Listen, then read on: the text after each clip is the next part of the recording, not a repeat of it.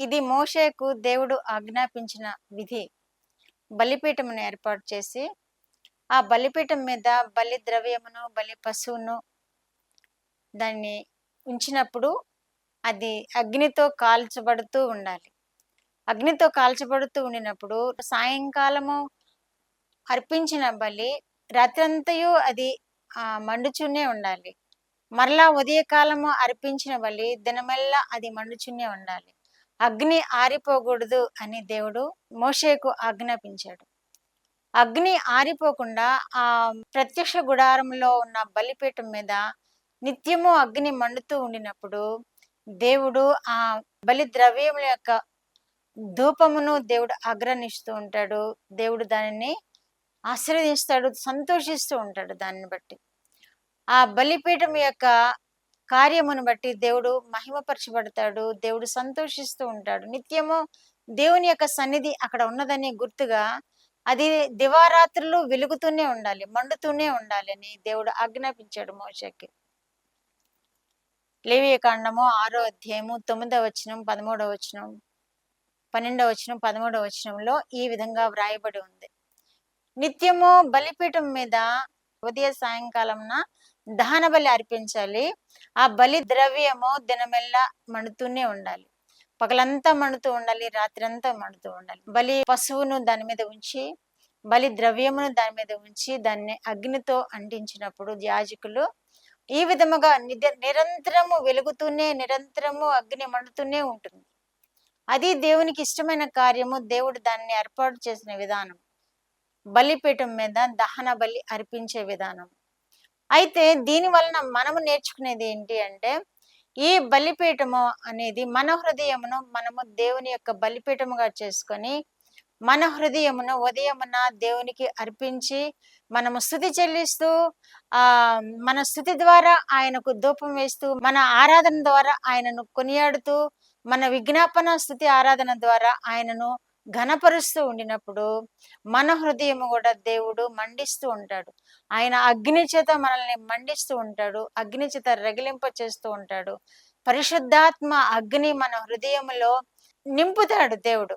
అది దినమెల్లా ఆ శక్తితో మనము దేవుని సన్నిధిలో అనుభవించగలుగుతాము.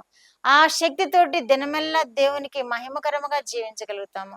ఎప్పుడైతే మన హృదయం అనే బలిపీఠము దేవునికి మన స్తుతులను బలిగా అర్పించడం, మన ఆరాధనను బలిగా అర్పించడం, మన విన్నపాలను కృతజ్ఞతాపూర్వకంగా కూడిన విన్నపాలు ఆయనకి మనం ఉదయకాలంలో దహన బలిగా సమర్పించినప్పుడు దేవుడు మనల్ని ఆశీర్వదిస్తాడు, మన స్తుతులను ఆగ్రహిస్తాడు, మన స్తుతుల ద్వారా వచ్చిన ఆ ధూపమును ఆగ్రహిస్తాడు, మనల్ని శక్తివంతులుగా చేస్తాడు.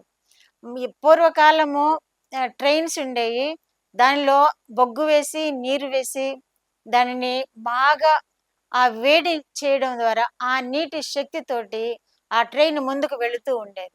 ఇది వరకు కరెంట్ ట్రైన్స్ లేనప్పుడు అగ్నితోటి ఆ బొగ్గును కాల్చినప్పుడు ఆ నీరు మరిగి ఆ శక్తి ద్వారా ముందుకు వెళుతూ ఉండేది.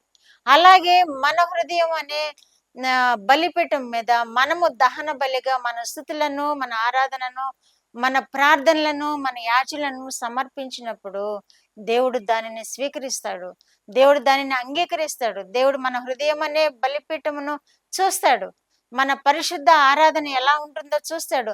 అనుదినము ఉదయకాలమున మనం ఎలా ప్రార్థన చేస్తున్నామో, దేవునికి ఎలా స్తుతి చెల్లిస్తున్నామో చూస్తూ ఉంటాడు. కనుక దేవుడు దానిని ఆగ్రహించి దినమెల్లా ఆయన శక్తితో నింపబడేటట్లుగా, దినమెల్లా ఆయన పరిశుద్ధతలో మనం జీవించేటట్లుగా దేవుడు మనల్ని ఆశీర్వదిస్తాడు.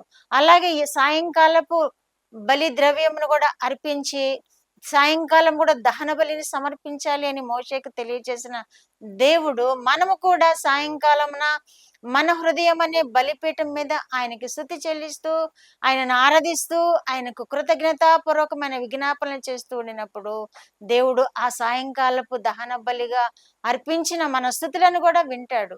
మన స్తుతులను అంగీకరిస్తాడు. ఆ రాత్రంతయు మనల్ని కాపాడుతాడు. ఆ రాత్రంతయు మనల్ని సమాధానంతో నింపుతాడు. సుఖమైన నిద్రతో మనల్ని కాపాడుతాడు.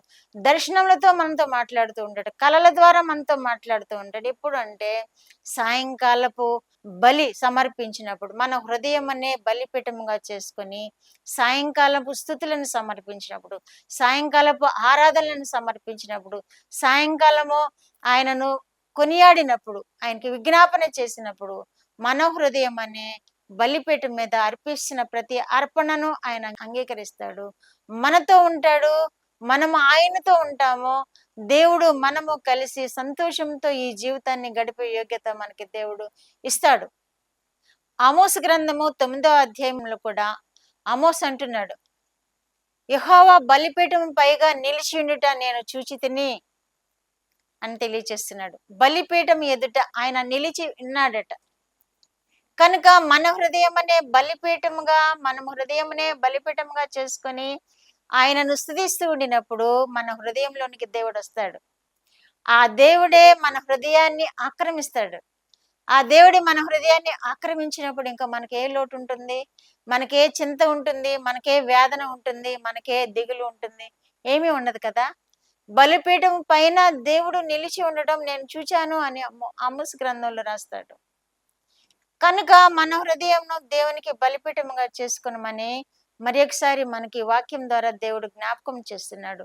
ఉదయ సాయంకాలమున దహన బలి అర్పించవలెనని మోషేకు ఆజ్ఞాపించిన దేవుడు ఈనాడు ఉదయ సాయంకాలమున మనము కూడా మన హృదయం అనే దహన బలి మన హృదయం అనే బలిపీఠం మీద దహన బలులను అర్పించాలని మనకి తెలియజేస్తున్నాడు.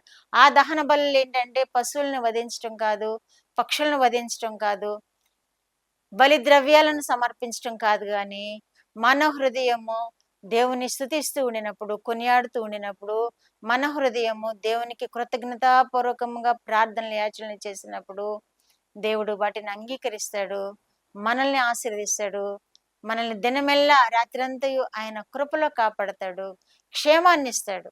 కనుక ఈ వాక్యాల ద్వారా మనము నేర్చుకోగలుగుతున్నాం ఏంటంటే, ఉదయ సాయంత్రములు బలిపీఠము మీద బలి సమర్పించాలి, దహన బలి సమర్పించాలి.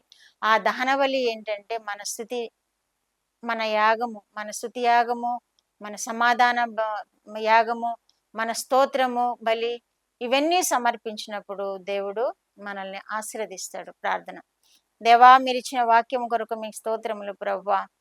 దేవా నాయన, ఉదయ సాయంకాలమున మా హృదయములనే మా ప్రభ బలిపీఠం మీద మీకు స్తుతి యాగములు సమర్పించి నైవేద్యముగా మా స్తుతిని అర్పించి మీ చేత దీవింపబడే భాగ్యము చూస్తున్న బిడ్డలందరికీ దయచేయమని యేసుక్రీస్తు వారి పేరిట ఈ మనవులు మీ పాదముల మీద వేడుకుంటున్నాను పరమ తండ్రి. ఆమేన్.